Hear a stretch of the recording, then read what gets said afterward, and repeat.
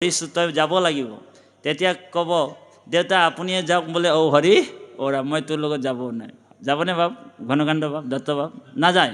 বাৰু যি কি নহওক আইগৰাকীকে ক'বচোন বাৰু, বোলে তোমাৰ অবিহনে মই জীয়াই নাথাকিম, তুমিও মোৰ অবিহনে জীয়াই নাথাকা। এই যে হিয়া দিয়া নিয়া হৈ গ'ল, আৰু যে তোমাক বিয়া পাতিলোঁ, এতিয়া কি হ'ল? হিয়া দিয়া নিয়া হোৱাৰ পিছততো ল'ৰা ছোৱালী জন্ম হ'ল, পুত্ৰ পৰিবাৰ হ'ল, নাতি পুতি হ'ল। ভক্তি মাতৃ আইগৰাকীক কৈ চাবচোন, হৰি শুনিছানে? মই এতিয়া বোলে বিচনাত পৰি আছোঁ, বেমাৰ হৈছে, মই আজি যাওঁ কালি যাওঁ। তুমিতো কৈছিলা, প্ৰতিশ্ৰুতি দিছিলা, প্ৰতিজ্ঞা কৰিছিলা তোমাৰ অবিহনে জীয়াই নাথাকোঁ। এতিয়া মই মৰিবলৈ গৈছোঁ, প্লিজ আহাচোন, তই মোৰ লগত মৰিব লাগিব। তেতিয়া আইগৰাকী কি ক'ব জানেনে? আমাৰ ভাষাত এটা গালি আছে, বোলে বেধুৱা তই মৰছি যদি মৰ, মই তোৰ লগে মৰবাৰ নাইকে বুলি কওঁ।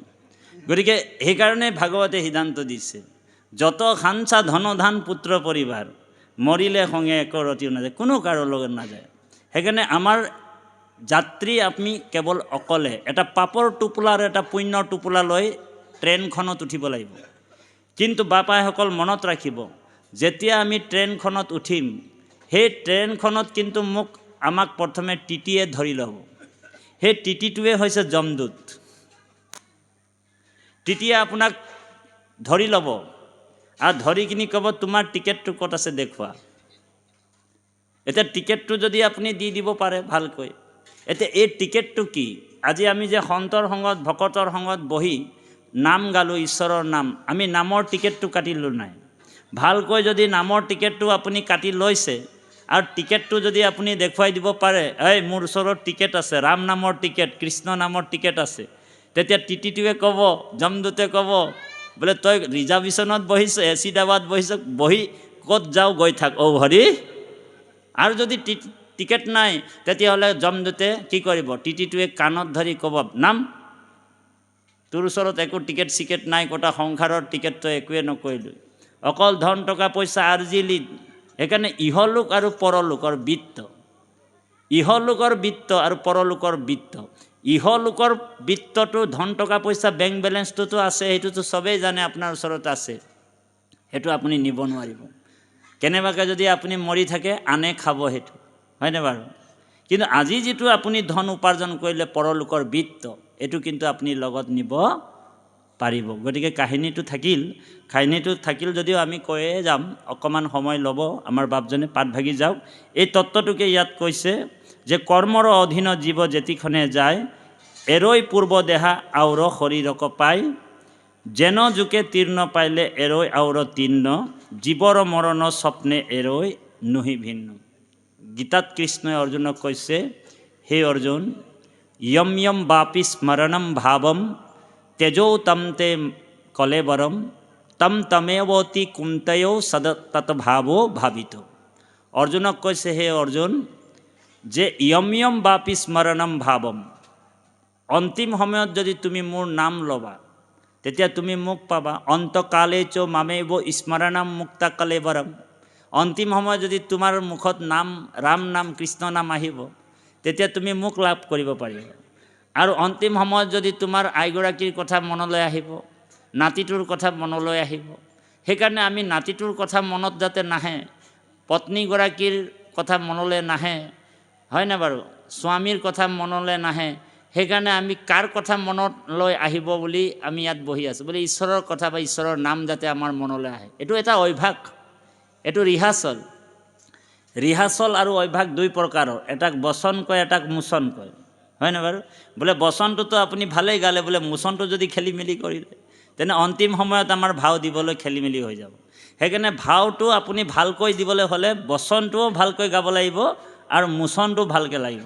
সেইকাৰণে আমাৰ ঘন বাপে আজি মোচনটো ভালকৈ দি ৰাখিছে আৰু বচনটো ভালকৈ গাই আছে। বাপাইসকল পাত ভাগি অকণমান আগবাঢ়ক। আমি যদি আইগৰাকীৰ কথা চিন্তা কৰি কৰি মৰি যাওঁ, তেনেহ'লে অহা জন্ম আমি আইগৰাকী হ'বলগীয়াত পৰিব। সেইকাৰণে নাতিটোৰ কথাও চিন্তা নকৰিব, কোনো বস্তুৰ ওপৰত আমাৰ এটেচমেণ্ট থাকিব নালাগিব, কেৱল কৃষ্ণত ভক্তি, কৃষ্ণৰ প্ৰতি প্ৰেম, কৃষ্ণৰ প্ৰতি অনুৰাগ, মনৰ এটেচমেণ্টটো আমি কৃষ্ণত লগাব লাগিব। সেইকাৰণে এটা প্ৰাৰ্থনা জনাওঁ সকলোকে হাত জোৰ কৰি, আমাৰ পিতৃ মাতৃকো আমি ধন্যবাদ জনাওঁ। আমাৰ পিতৃ মাতৃক কিয় হাতযোৰ কৰি আপুনি সেৱা জনাওক। পিতৃ মাতৃয়ে আমাক জন্ম দিলে, আমি সৎগুৰু লগ পালোঁ। প্ৰথম গুৰু হৈছে পিতৃ মাতৃ, আৰু এতিয়া আমি সৎগুৰু লগ পালোঁ। কোন সৎগুৰু? হৈছে জগতগুৰু শ্ৰীমন্ত শংকৰদেৱে। সেইকাৰণে আমি ধন্য হ'লোঁ, আমি ভগৱন্তৰ কৃপাৰ পাত্ৰ হ'লোঁ। আৰু সেইকাৰণে আমি প্ৰাৰ্থনা জনাব লাগিব। এটা প্ৰাৰ্থনা, হে কৃষ্ণ তজ পাদ পদ্ম পঞ্জৰ ভিতৰে অমূৰ মন, হে ৰাজহংস পক্ষী থাকুক প্ৰভু সৰ্বথা, প্ৰাণপয়ানৰ সময়ত কফবাত পিত আদি যত, কণ্ঠ নিৰোধনে তোমাৰ স্মৰণ কথা, কণ্ঠ নিৰোধনে তোমাৰ স্মৰণ কথা, যদ্যপি সবাত সময় এন্তে ভগৱন্ত, ভকতৰ পক্ষপাত তথাপি কৰন্ত। মই প্ৰাণ এৰো দেখা হেন সময়ত, আপুনি ভৈলন্ত আহি আগে উপগত। ভীষ্মই কৈছে যে প্ৰভু মোৰ এতিয়া যাবৰ বেলিকা হ'ল, মই তোমাক স্মৰণ কৰাও নাছিলোঁ, কিন্তু তুমি ভকত বৎসল, তুমি কৃপাৰ সাগৰ, সেইকাৰণে তুমি আগতে আহি মোৰ ওচৰত থিয় হৈ গ'লা।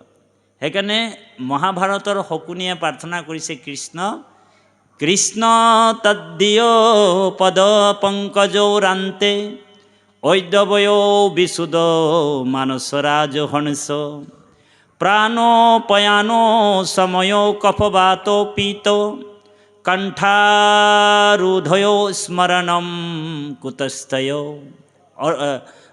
মহাভাৰতৰ শকুনিক চবে বেয়া পায়, ইয়াৰ কাৰণে যুদ্ধ হ'ল, আমুক হ'ল তামুক হ'ল, গালি পাৰে।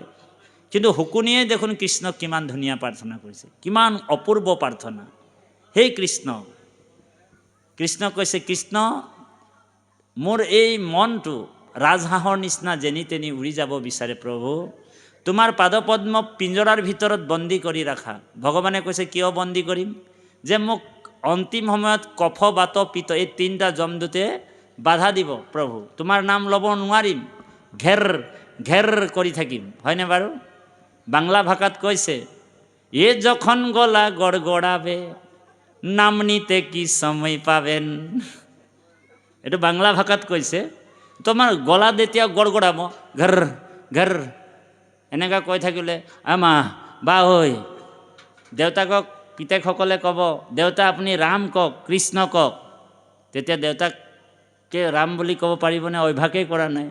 মূৰৰ নামৰ কীৰ্তনত অভ্যাস নাই যাৰ, লোকে সুমৰাইলেও মুখে নাহে তাৰ। বোলে কেনেকৈ আহিব? তেওঁ নিজে অভ্যাস নকৰিলেতো কি কথা, কেনেকৈ আহিব? সেইকাৰণে আজি আমাৰ অভ্যাসটো ভালকৈ কৰি ল'ব লাগিব। আমাৰ বাপজনে বৰ সুন্দৰ গীত এটা গায়, ৰাম বোল হৰি বোল। তাৰমানে ৰাম কোৱা আৰু হৰি কোৱা, ৰাম কৃষ্ণ নামটো আমি নিৰন্তৰে ল'ব লাগিব। পাঠভাগী অকণমান যাওক, তাৰপিছত কাহিনীটো আমি কয় এই ভাগৱত ভাগ বিৰাম দিম। কৃষ্ণ কৃষ্ণ। হে রাম কৃষ্ণ তোমার দেখে কনিষ্ঠ ভগিনী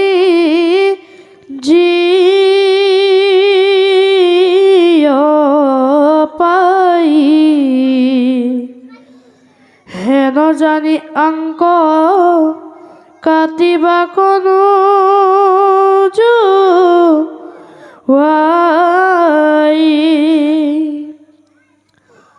এ রাম খেমিও রাজা তুমি দীনদয়া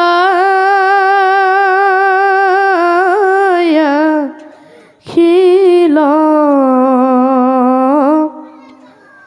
আগ পাছ চিনাই আৰু বিস্তৰ বুলিল এৰা কৰিলা কাকুতি টাংক অনেক কাৰণে তথাপিতো দৈৱকীক নেৰিলা দাৰুণে কৃষ্ণ পৰম দুৰ্জন কংস ঘাতুক পৰাই দেখি বসুদেৱে দুনাই চিন্তিলা উপায় ও যাবে বল বুদ্ধি থাকে থিৰ কৰি মন কৃষ্ণ মৃত্যুক এৰাইব লাগি কৰিব যতন পুত্ৰক অৰ্পিব বুলি কংস নৃপতিক মাধৱ ইহাৰ হাতৰ এৰাই আয়ু দৈৱকীক ভগৱন্তক যেতিয়া ভক্তি কৰে তেতিয়া ভগৱন্তই আহি হৃদয়স্থিত হয় আৰু ভগৱন্তই কথাবিলাক কোৱাই থাকে। সেইকাৰণে বসুদেৱে হৃদয়ত ভগৱন্তই যেতিয়া ভগৱন্তৰ ভক্তিৰ প্ৰভাৱ পৰিল লগে লগে উপস্থিত বুদ্ধিত আহি গ'ল।